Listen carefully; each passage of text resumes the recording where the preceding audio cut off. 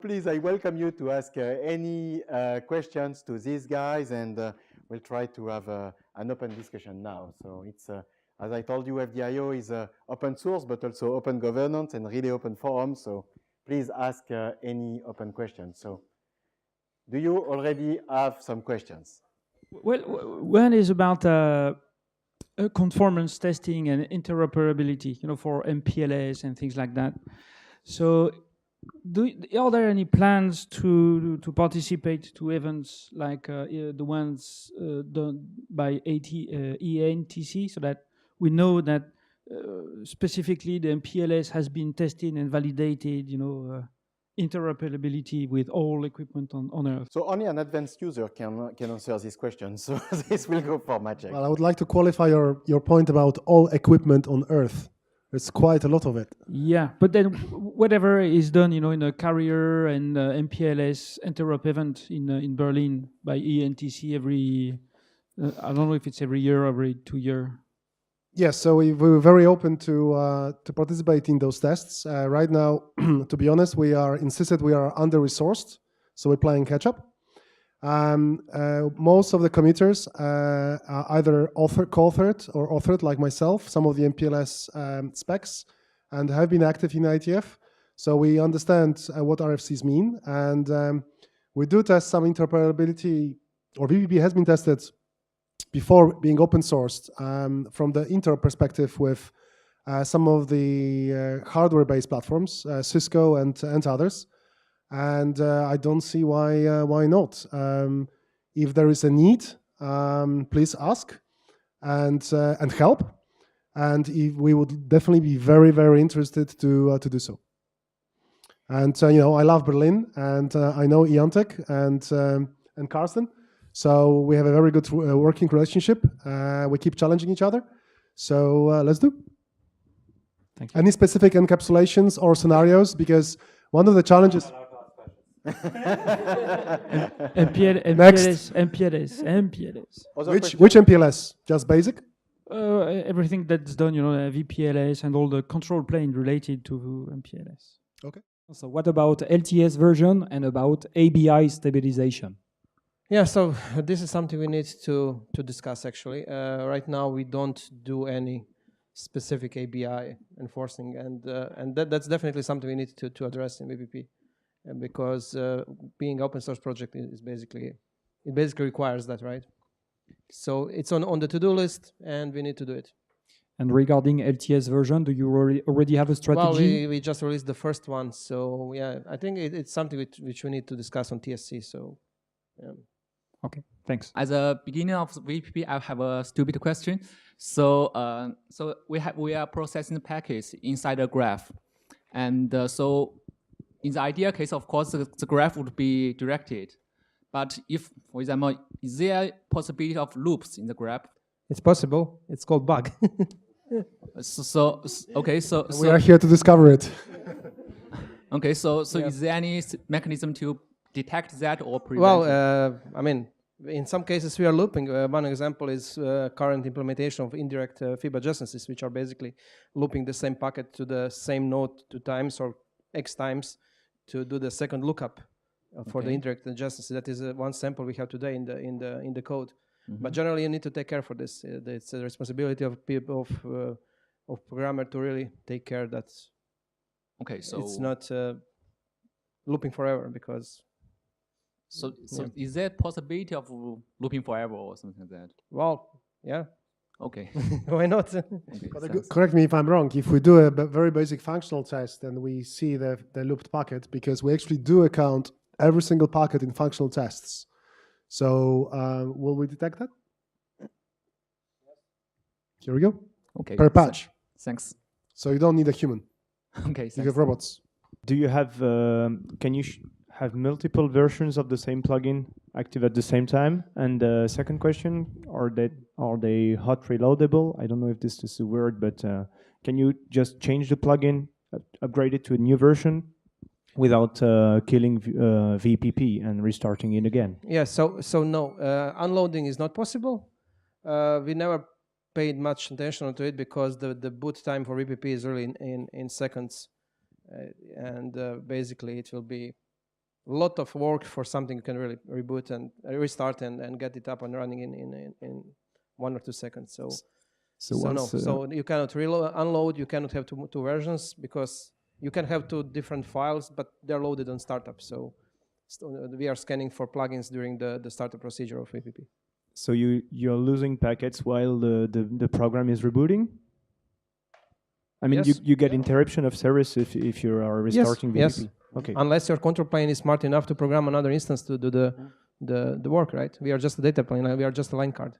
Okay, Yeah. thanks. What about multi-tenancy and multiple route tables per tenant on the same host?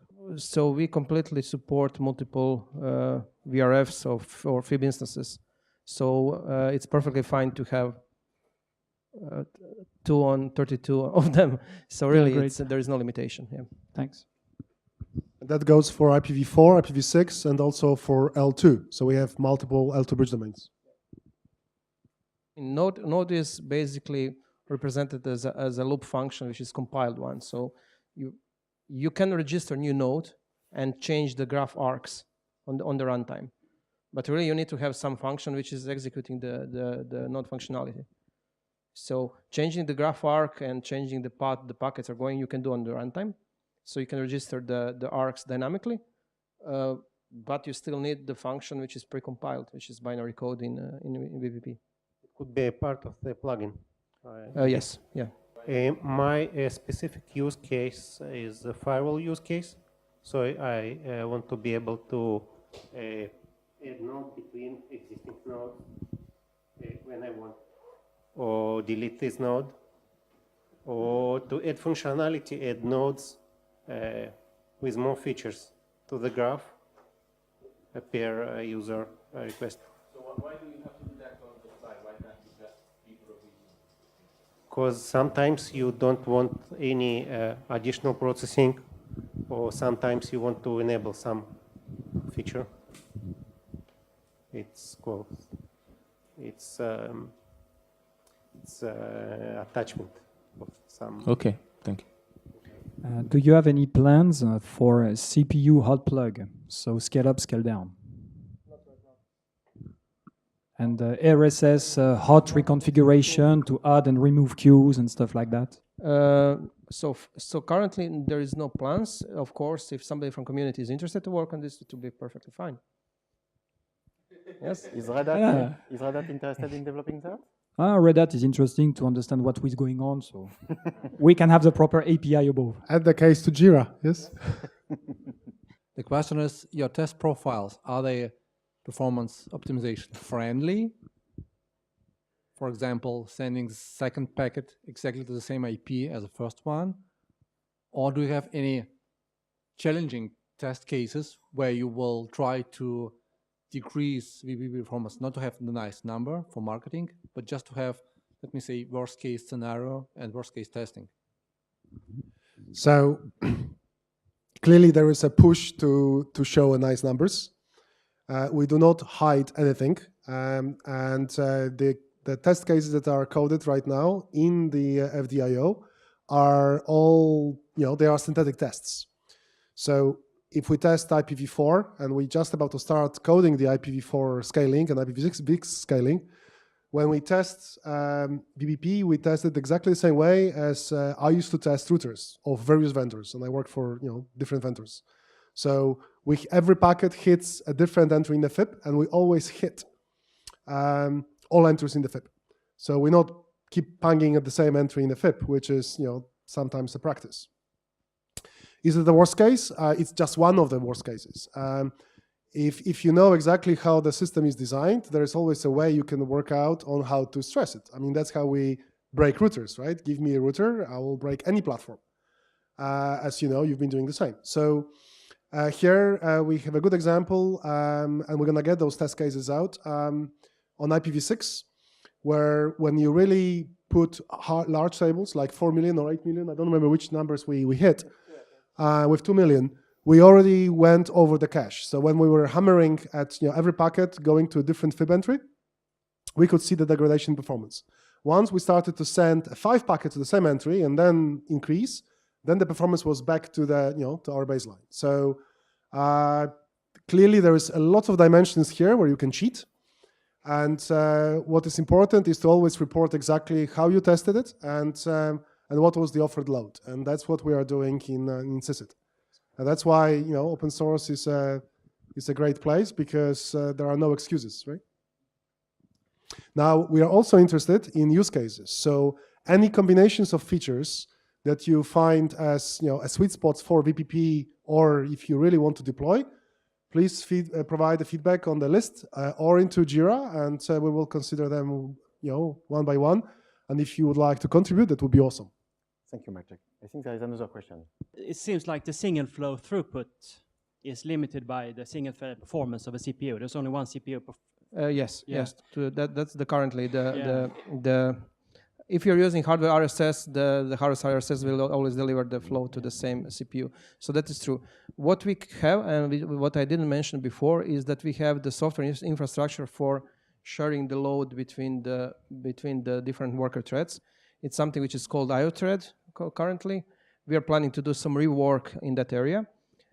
Basically, idea is that the input node or something very close to the input node is using custom software-based algorithm to distribute traffic to the different workers, and that can be a simple hash on the 5-tuple hash, or it can be something going even to the layer 4. So we have infrastructure for that. It's easy to build today the graph node, which will basically do the handoff of packets from one input thread to different worker threads, depending on the content of some custom field inside the packet. But even that would be a single flow if the distribution is based on specific packet headers. Yeah, I mean, really trying to process single flow on different CPUs it's not a good idea. I think your question is coming from the event machine which is used on ODP. Am I correct? No, not necessarily. But I say that, and as long as you have a 3.5 gigahertz Xeon CPU, single flow performance is pretty good. But that might not even help you if you have like 40 gigabits of IPsec. And do you think the concept from the event machine from ODP will help for that issues? I think that there are SoCs with hardware features that can help you. Some of those features are exposed through guys like ODP or event machine. Okay. Yeah, maybe one way to ask your question is: do we have any plans in VPP to implement packet reordering? Like, I mean, this could be. I mean, this is the only way I could actually see how to implement your elephant flow use case in a scalable way. You just get packets from the same flow to different workers, but then you need to reorder packets. I see a lot of overlap between CSIT and VSPerf. Are there synergy? So CSIT is currently playing catch-up on developing the automation framework, focusing on VPP functionality, not only purely on L2 switching performance like VSPerf does in the context of OPNFV. Now, we have a working relationship with VSPerf, and we actually, at the time when FD.io got set up and CISIT project got created, we put a gentleman agreement in place that we're definitely not going to do any duplicate work, and we're going to leverage each other's work. And the first area that we agreed to be probably the best is the traffic generators. So the software packet generators, VSPerf is relying on Munchen and making progress. We have chosen T-Rex because it was faster for us to bring things forward, as it requires less coding than with Munchen, and we didn't really have many Lua proficient coders available for the CISIT project. So that's so we keep attending the VSPerf calls and participating in some discussions going forward. I think it would be, from my perspective as a project lead, I definitely would like to see the better collaboration going forward. It's just a question of time and the resource. We are going to have, or we're looking to host a joint session at IETF in Berlin, where I'm going to get some CISIT committers present. Al Morton is going to be there. So we're looking to maybe agree on something more tangible. Framework that we're using in FD.io is somewhat different than VSPerf. VSPerf is being built from the ground up to address vSwitch, generic vSwitch performance.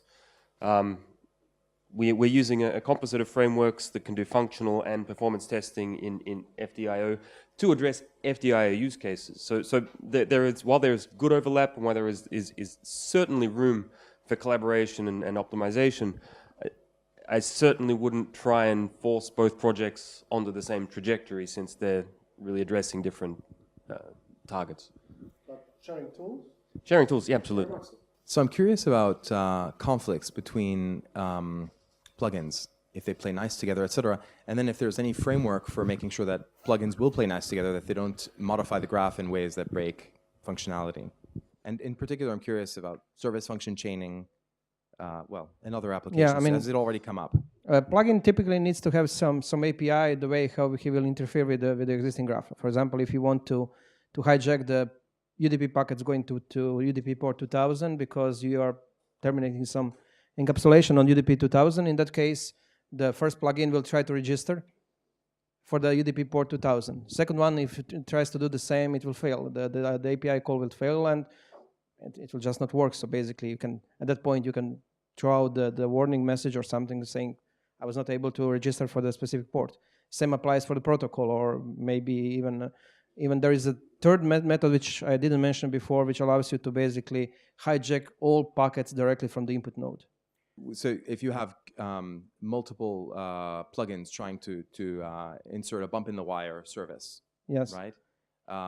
And they'll need some ordering, and they may not conflict because they're just trying to get, transparent service chaining use case. Yeah, but always you need to ask your previous node to send you packets.